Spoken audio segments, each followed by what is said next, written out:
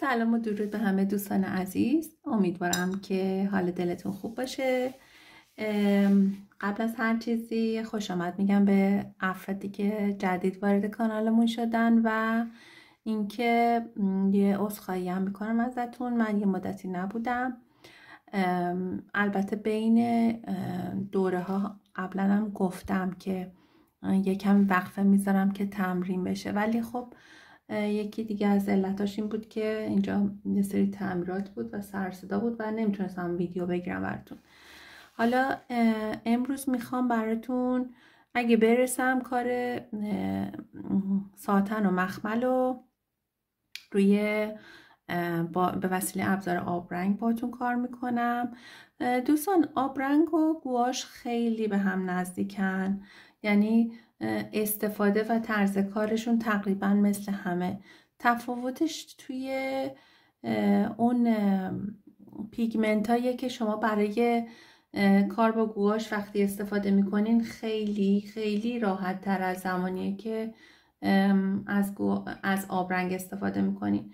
برای همین اصلا احتیاجی نیست من بخوام الان زمان زیادی بذارم براتون و حالا تکرار مکررات میشه و من وقتی میبینم ویوهای ویدیوها رو میبینم که دوستان حالا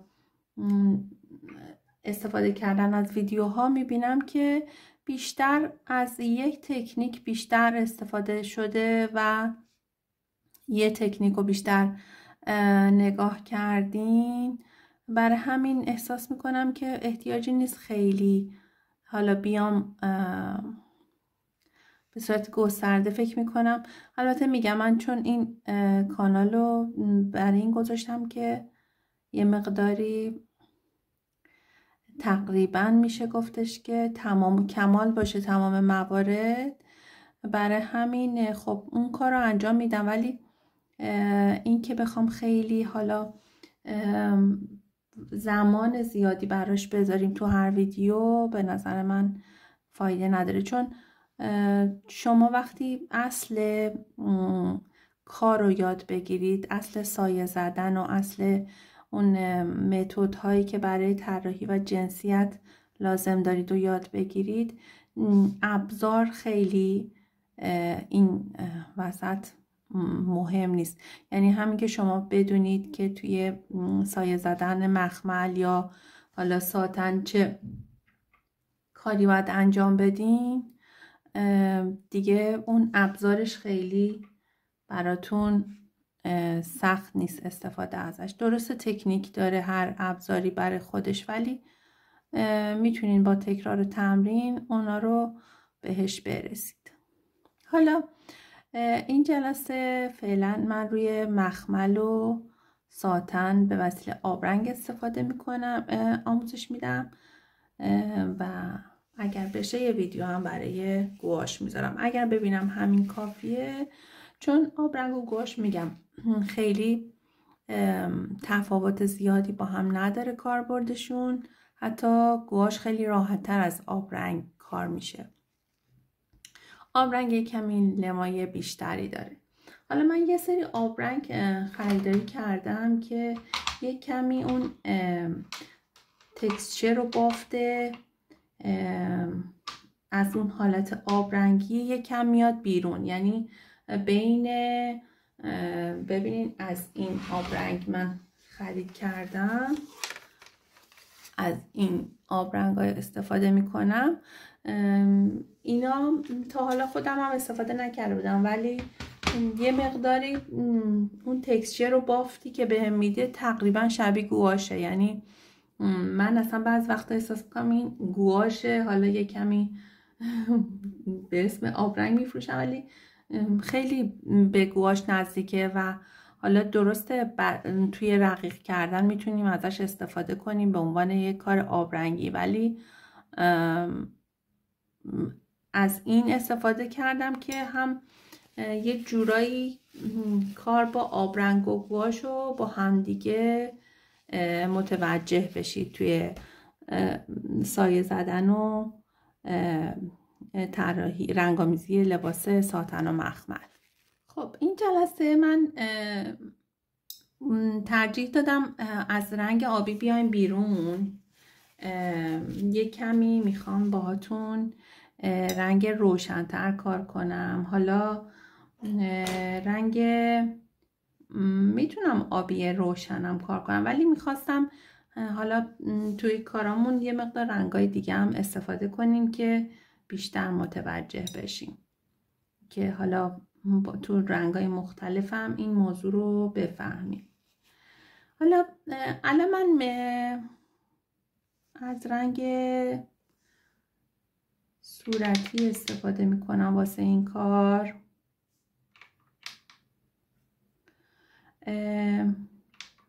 این آبرنگی که من تهیه کردم یه مقداری میگم بین گواش و آبرنگه، یعنی مثل اون آبرنگایی نیست که خیلی حالته، مگر اینکه درسته میتونین ازش استفاده کنین وقتی آب زیاد بزنید بهش، یعنی توی پالت بریزید و بهش آب اضافه کنید خیلی رقیق میشه، ولی میتونید این از خودشم یه زمانی اگر از این آبرنگای حالت قرصی خرید کردین میتونید که اینا رو حالت هم به صورت غلیظ‌تر از تو خود قرص بردارید، همین که یا اینکه با آب قاطی کنید و خب حالا یک کمی بافت آبرنگی تری بهتون بده. الان ببینید من دقیقا همون کاریو که توی مداد رنگی و ماژی کردم دقیقا تو اینجا هم همون کار رو دارم انجام میدم، با این تفاوت که من هر قسمتی رو که میخوام رنگ کنم و به اون رنگ ایدئالم برسم باید این حالت این حالت سایه زدنش رو تکمیل کنم، بعد برم قسمت دیگه که بتونم اون خطوط و مرزها رو از بین ببرم. الان من میام یک کمی این صورتیمو با سفید قاطی میکنم، یه مقدارم آب بهش اضافه میکنم که رقیق بشه و اینجا توی قسمتی که میخوام حالا سایه روشن‌تری داشته باشه از این رنگ استفاده میکنم. همونطور که میبینین وقتی که خیسه رنگا کاملا میتونن تو هم دیگه مخلوط بشن. حالا اینجا من باید یه مقداری رنگو تیره تر کنم. از یه رنگ تیره تر استفاده میکنم. حالا اگر نداشتین فقط صورتی رو داشتید میتونید هم از قرمز استفاده کنید یه مقداری بعضی جاهاش، همین که یه کمی رنگتون رو همونجوری که قبلا هم آموزش دادم رنگ رو تیره کنید.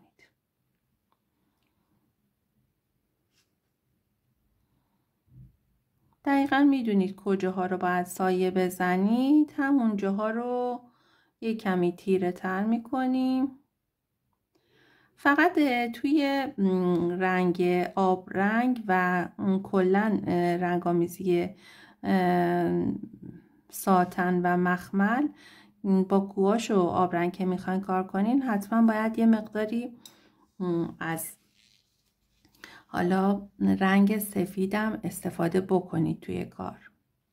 میتونید از سفیدی کاغذ هم استفاده کنید، ولی یه مقداری اون حالت بافت لطیف پارچه رو ازتون میگیره. همونطور که جلسات قبلم گفتم شما میتونید از سایه های یه لباس استفاده کنید برای اینکه بدونید کجاها رو دقیقاً باید سایه بزنید. زمانی که مثلا اینجا من میبینم که رنگم یه مقداری حالا میخوام اینجا رو روشن تر کنم، دیگه نمیام قلممو خیس کنم و اینجا رو حالت محو انجام بدم، میرم از همون رنگ کم رنگم استفاده میکنم برای جاهایی که میخوام حالا روشنی بیشتری داشته باشه.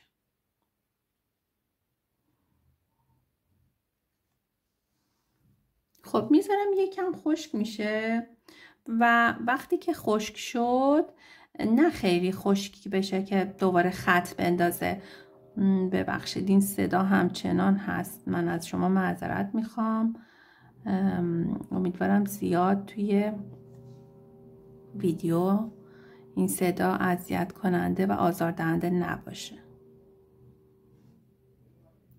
ولی شما برای این قسمت هایی که میخواین سایه ها یه مقداری خودشون رو پررنگ تر نشون بدن، میتونین از همون رنگی که به صورت اصلی توی آب رنگتون دارین استفاده کنین و یک کمی این قسمت ها رو بدون استفاده از آب از این قسمت ها برای سایه ها استفاده بشه. اگه میخواین از تیره استفاده کنین بدون اینکه از رنگ های تیره توش استفاده بشه، میتونید از همون رنگتون یه مقداری استفاده بکنید برای به صورت غلیظ و حالا دیگه تو آب نزنید. الان من این قلمون یه کمی حالت خیسی داره و این قسمت ها رو فقط محو میکنم. خب حالا احساس میکنم دیگه در همین حد کافیه. میام یه قسمتایی رو یه کمی سفید میزنم برای اینکه اون برق کار رو نشون بدم. همطور که میبینین من بدون اینکه قلمو رو دیگه بخوام خیس کنم یه کمی اینا رو به این شکل، اصلا نگران نباشین اگر یه کمی سفیدیش زیاد شد میتونین روش دوباره رنگ بذارید. از رنگ کم رنگم استفاده میکنم. یه کمی با قلمو هم حتی میتونید روش بکشید و وردارید از اون رنگ سفیدی که اضافه گذاشتید. من بعضی جاها ویدیو رو قطع میکنم، ببخشید، چون واقعا صدا اذیت میکنه و نمیخوام توی ویدیو بیفته، ولی کلا وقتی ویدیو رو میگیرم براتون توضیح میدم که چی کار کردم. خب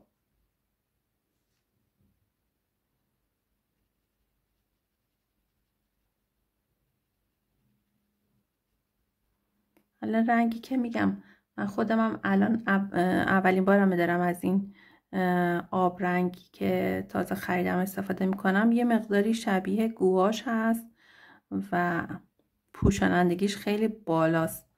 مثلا اگر از گواش از آب رنگ دیگه استفاده کرده بودم برای از مثلا سفید یا آب رنگ دیگر رو استفاده کرده بودم، انقدر پوشانندگیش قوی نبود. ولی خب اشکال نداره، ما میتونیم کار رو پخش کنیم و روش کار کنیم تا بتونیم اون چیزی که میخوایم رو به دست بیاریم.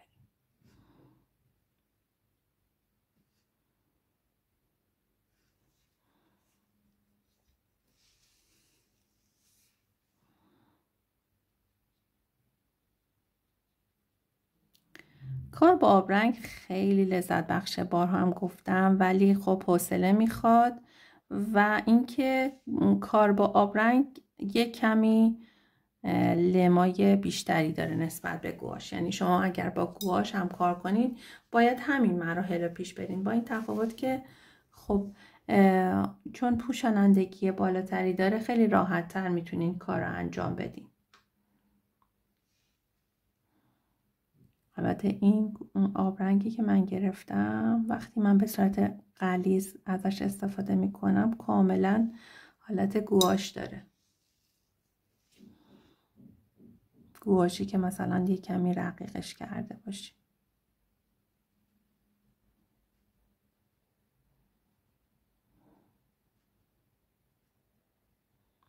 ببینید تو کار طراحی لباس یه کمی احساس میکنم توی حالا سایه زدن ها ممکنه یه کمی من زیادی جلو رفتم، چون شما وقتی که همین کار رو به صورت خیلی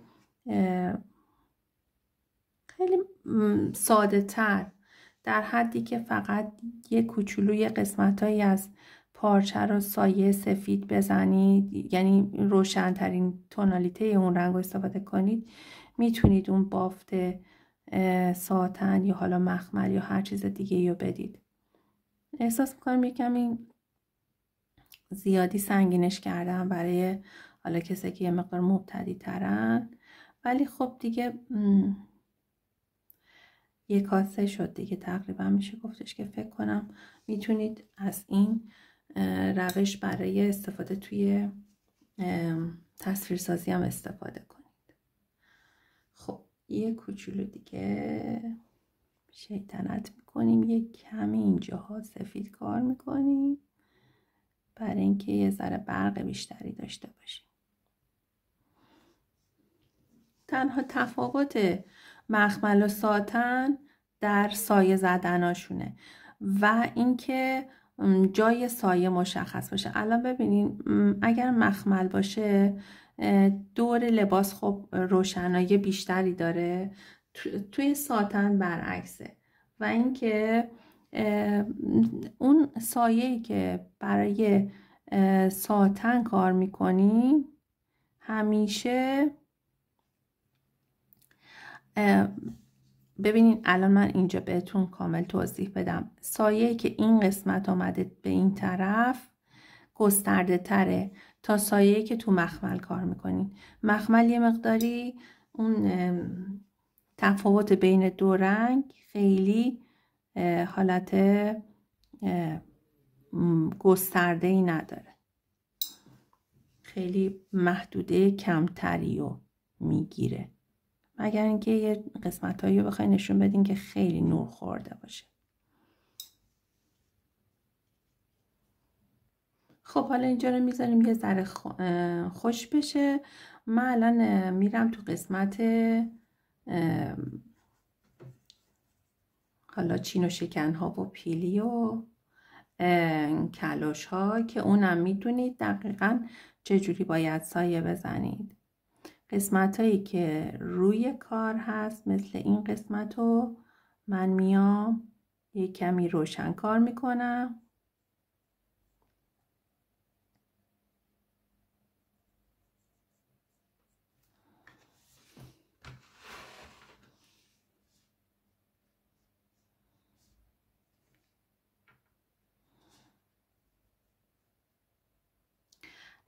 ساتن مدل‌های مختلف داره، ابریشم خام ساتن تقریبا توی ماین، ولی بعضی از ساتن ها هستن که یه مقداری اون حالت سفیدیشون کمتره، یعنی اون رفلکس نور رو کمتر نشون میدن و اونا خب یه مقداری حالت دیگه احتیاجی نیست که شما بیاین اون قسمت هایی که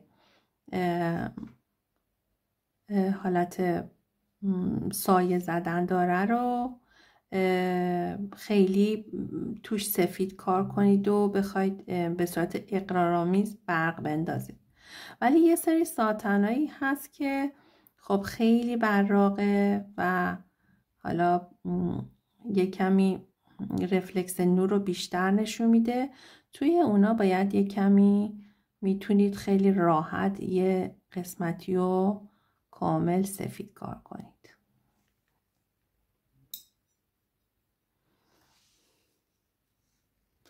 اینجا هم همینطور یه کمی با این بدون قلمویی که بدون اینکه رنگ داشته باشم میام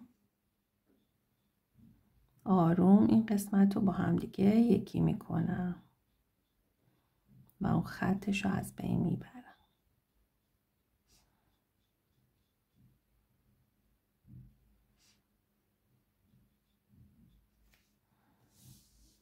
خب حالا این قسمت رو دوباره قلمون وقتی کثیف میشه دوباره میزنم تو آب، یه ذره تمیزش میکنم، خشکش میکنم و دوباره میزنم استفاده میکنم و فید میکنم رنگا رو. حالا میام یه کمی از رنگ تیرم بدون اینکه بخوام رقیقش کنم توی قسمت های تو رفته دیگه، اینا رو فکر کنم همه رو میدونید، یه کمی سایه ها رو بیشتر میکنم.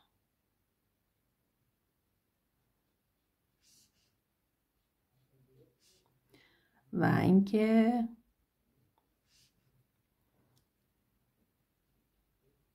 زمانی که این سایه ها رو تموم کردم، اگر دوست داشتم میتونم هم سفید به قسمت های خیلی سایه دارش، خیلی نور خوردش اضافه کنم، هم تو قسمت هایی که خیلی تیره تره میتونم یه کمی مشکی اضافه کنم. آخر کار بیشتر متوجه میشین که احتیاج هست سایه ها تند و تیزتر بشه یا نه. ببینید فاصله ای که برای ساتن من در نظر میگیرم واسه اینکه بخواد از تیره به روشن بره خیلی کم بیشتره، یعنی این قسمت سایه روشنم خیلی بیشتره، ولی اگه بخوام مخمل کار کنم یه مقداری تیره رو میرم جلوتر.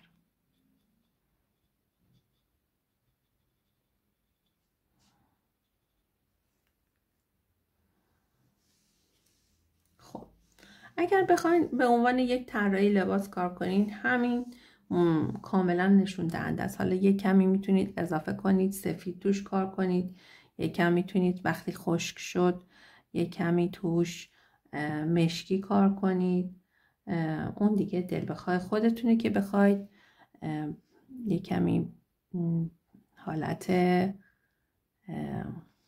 میگم برق بیشتری به اون ساتنتون بدین. ببین من الان مثلا اینجا هم دوباره یه تیکه میتونم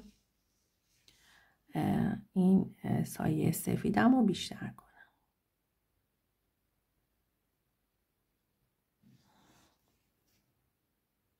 میتونم همین سفید رو بذارم بمونه، قشنگم هست، ولی یه موقع میبینین جنس پارچتون یه جوریه که سفیدی خیلی خودشو نشون نمیده، فقط این حالت ساتنی که یک کمی خودشو توی نور بیشتر نشون داده خودشو نشون میده. من فکر میکنم اینجا یک کمی باید چون صورتی روشن هست پارچمون، یک کمی باید قسمت های سفید روشن لباسمون بیشتر باشه. برای همین یک کمی میام از صورتی که هم رنگم بیشتر تو این محوطه، تو این قسمتی که باید حالا سایه بخوره استفاده میکنم.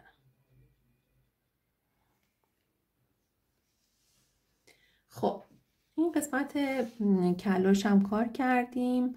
قسمت پیلی هم دقیقا همون حالتیه که باتون کار کردم توی حالا با ماژیک یا مداد رنگی، هیچ تفاوتی نداره. ما میایم الان از کم رنگ ترین رنگمون استفاده میکنیم برای قسمت های رویی. الان این قسمت پیلی، بذارید من ببینم پایینش. الان من اینو آوردم یه ذره پایین تر که متوجه بشین این قسمت پایینیش. یه قلموی پهن‌ترم بردارم که یه کمی راحت تر جاهای وسیع تر رو رنگ کنم.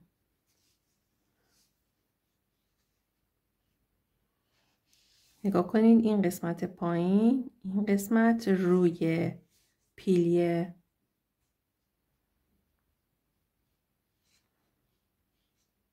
برای همین باید روشن تر باشه.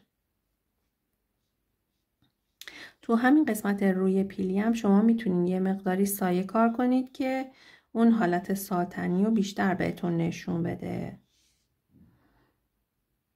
مثلا من میتونم اینجا بیام یه کمی گوشه هاش، یا اینکه یه کمی این قسمت هایی که حالا وسط. مثلا الان من پشت لباسو دارم میگیرم، در اصل نور از پشت خورده، برای همین این میتونه یک کمی رنگش متفاوت بشه.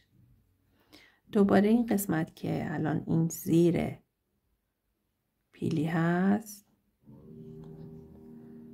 من اینو رنگ کنم بهتون نشون بدم.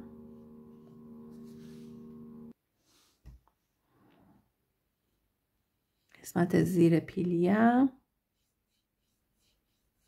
به صورت تیره،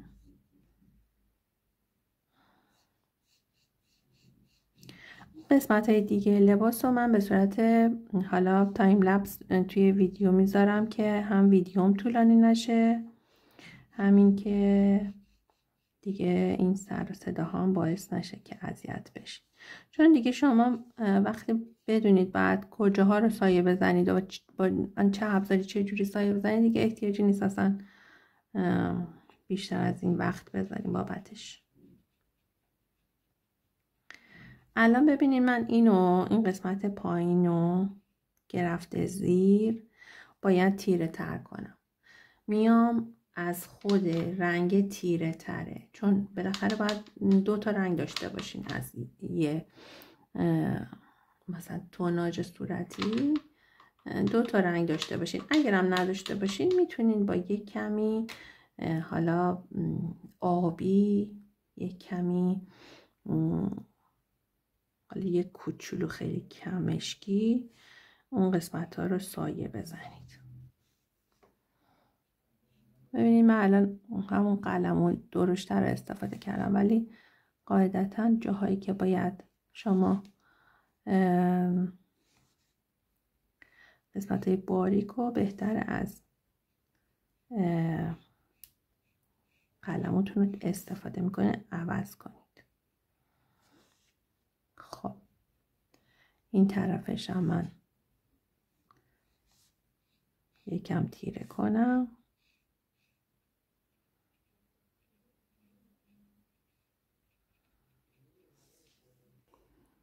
خب یک کمی قلمومو میزنم توی آب تا از همون رنگ بتونم استفاده کنم برای پر کردن کل کار. خب ببینین الان این 2 تا تفاوت زیادی کردن با هم، درسته؟ ما باید چیکار کنیم؟ ما میتونیم این قسمت وسط قسمت تیره رو وقتی خشک شد یه مقداری با رنگ، ببین الان وقتی من رنگ میریزم چون خشک نشده هنوز خیلی خیسه، رنگ پخش میشه. میتونم باش کار کنم، ولی خب شما چون الان یه کمی هنوز به اون مرحله نرسیدین که بخواین از آبرنگ، مگه اینکه خب واقعا کار با آبرنگ و گواشو خوب بلد باشین. یه کمی برای کسی که مبتدیه این لم خاصی میخواد و اینکه زیادم از آب استفاده کنیم دیگه کاغذمون تبله میکنه، در همین حد کافیه. خب با همین قلمون یک کمی دیگه دوباره روی این کار میام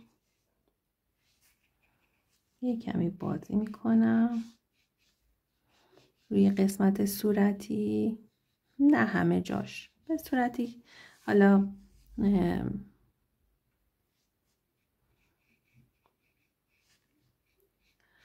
که انگار یه ذره بازی نور توش بوده. و بعد با قلمویی که اصلا رنگ نداره یک کمی اینا رو محوشون میکنم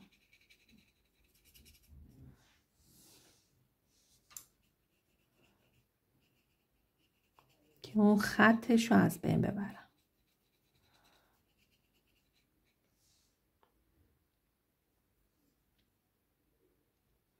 حالا ما میخوایم الان ببینید این 2 تا تفاوت اینا اینقدر زیاد شده که نمیشه وقتی که حالا ممکنه کسی که زیاد تو این جریان نباشه که حالا این پارچه جنسیتش چیه، شاید فکر کنه که مثلا اصلا زیر پلیسه یه رنگ دیگه است. برای همین ما میایم یک کمی این قسمت وسطش رو روشن‌تر میکنیم، یا میتونیم از اول اصلا کلاً یه مقداری کمتر رنگ بذاریم. خب یه کمی دوباره میام روی این صورتی، چون من باید پارچم دقیقاً همین رنگ پارچه بالا تنه باشه. دوباره کار میکنم، اگر لازم بشه یه جاهایشو دوباره سفید میذارم بمونه.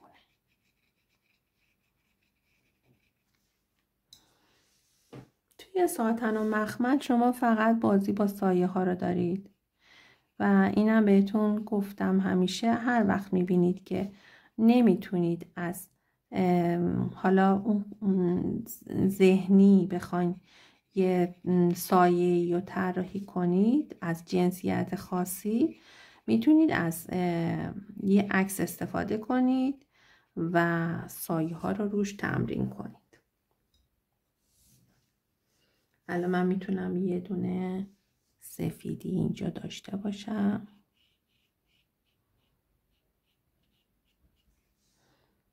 دوباره یه سفیدی میتونم حتی اینجا داشته باشم یه کوچولو، یا اینکه مثلا این پایین که یه ذره بازتر شده و نور بیشتری بهش رسیده میتونم یه کوچولو اینجا رو حالت روشن بهش توش بدم که انگار که پیلیک باز شده این قسمت نور خورده و رنگ اصلی پارچه رو نشون داده.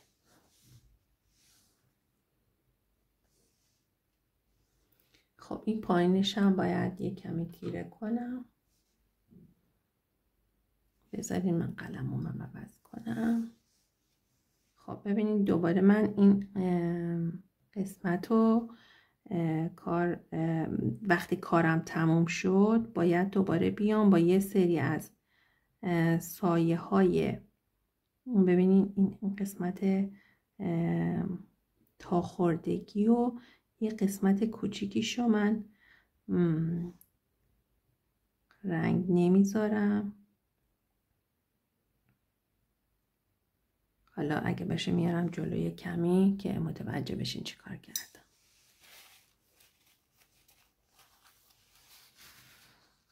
الان احساس میکنم که بازم احتیاج یک کمی این قسمت ها رو رنگ اصلی پارچه رو نشون بدم.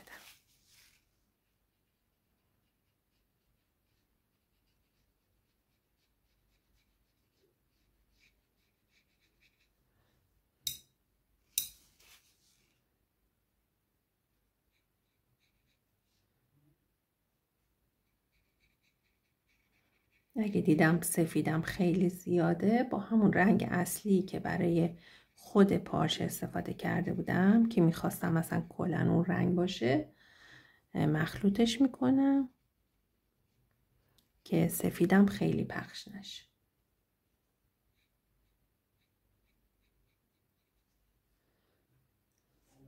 حالا این قسمت ها رو یه کمی پاییناشو بیشتر، چون پیلی وقتی باز شده یعنی نور بیشتری به پارچه رسیده.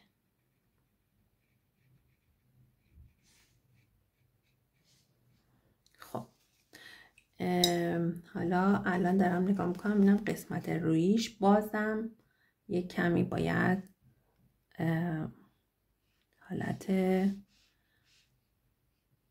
تیره تری بگیره که بتونه با اون رنگ اصلی پارچم همخونی داشته باشه. برای همین میام یه کمی یه جاهایشو، یه جاهایی مثلا یه ذره از این طرف و یه کمی بازی با، حالا این قسمت ها اگه رفت تو هم اصلا موردی نداره، شما میتونید این قسمت زیری رو تیره تر کنید. من الان فقط میخوام کل پاچه کل لباسم یک رنگ باشه، یعنی پایین لباس روشن‌تر از قسمت بالای لباس نباشه، چون در اصل ما داریم از یه پارچه استفاده میکنیم. اگه لازم شد اون قسمت زیری رو یه کمی تیره میکنیم، تیره تر از این چیزی که هست. خب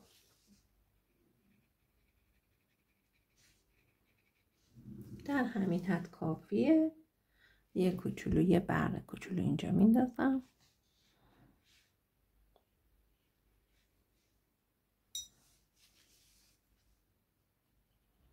یکم باهاش بازی میکنم که حالت محو پیدا کنه. ما خطوط سفید خیلی خیلی حالت بوق و توی پارچه ها فقط توی ورنی داریم. یعنی حتی الامکان باید تماما اون رنگ سفیدمون یه تهمایه اون رنگ خود پارچه رو داشته باشه.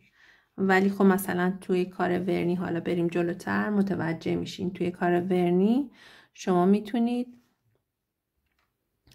این رنگو کامل یه قسمتی رو کامل سفید بذارید. حتی میتونید از سفیدی خود کاغذ استفاده کنید. خب حالا من اینجا میام یه کمی، یه کوچولو این قسمت ها رو، بعضی جاهاشو یه قسمت هایی تیره تر میکنم. خب حالا الان میام یک کوچولو از یه رنگی که الان من یک کمی رنگ صورتیمو با مشکی قاطی کردم، یه آبی نزدم که حالت بنفش، یه کمی به بنفشی بزنه میخواستم همون صورتی تیره بمونه. خب ببینید الان من میام اینجا دوباره یه قسمتایی رو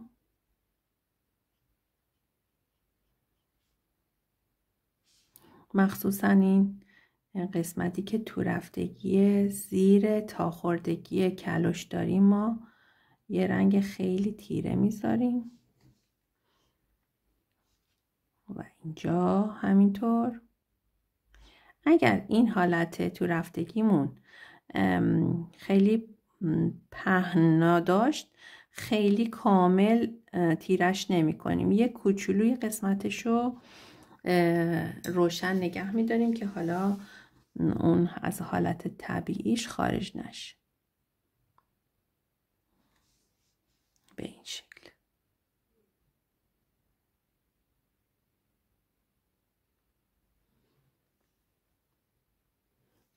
یکم بردمش بالاتر که این قسمت ها رو شما بهتر ببینید. یکی این قسمت ها رو که تیره کردم یک کمی، خط خیلی نازک، احتیاجی نیست خیلی اصلا پررنگ، یعنی ضخامت داشته باشه که مرز ایجاد کنه. فقط همین در حدی که بعد بیشتری به ما بده کافیه. یه کمی هم میتونم اینجا کار کنم. اینجا ما الان چون لباسمون از پشت نور خورده، میتونه قسمت جلوی لباس یه کمی تیره تر بشه.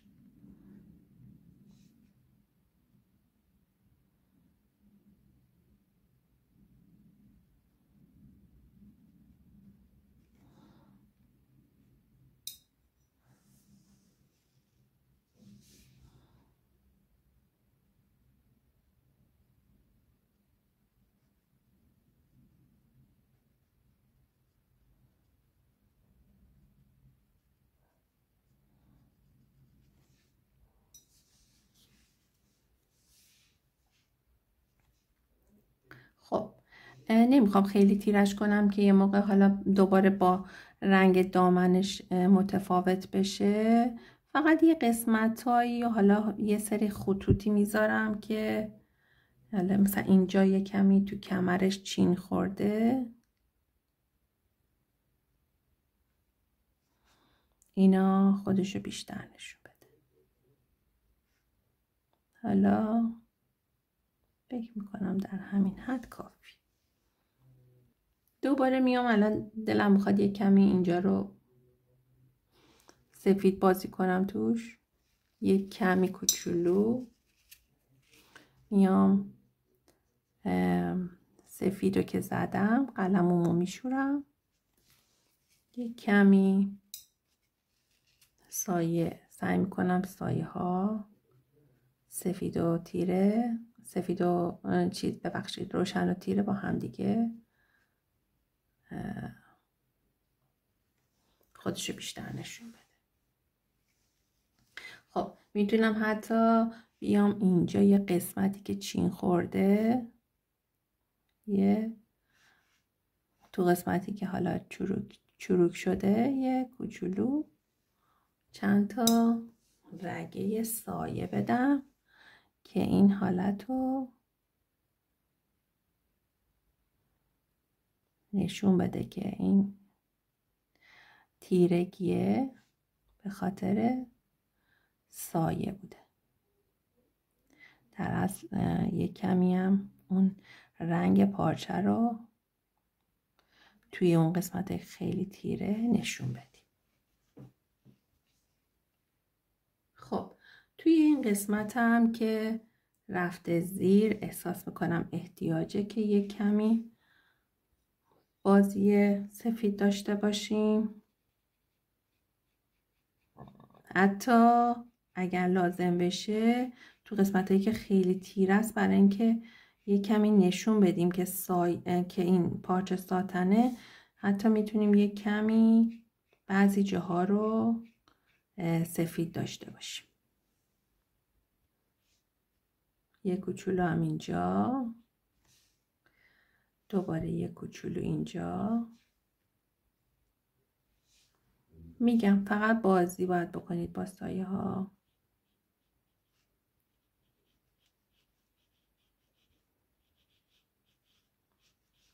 خب این فکر کنم همین ساتنمون تا همینجا فعلا کافیه. من تایم لپسش رو در ادامه این ویدیو براتون میذارم. حالا میریم سراغ مخمل. دقیقا همین کاری که ما با سایه های ساتن کردیم و با مخمل انجام میدیم، با این تفاوت که گستره این قسمت سایه‌مون کمتره و اینکه نور از گوشه ها میخوره.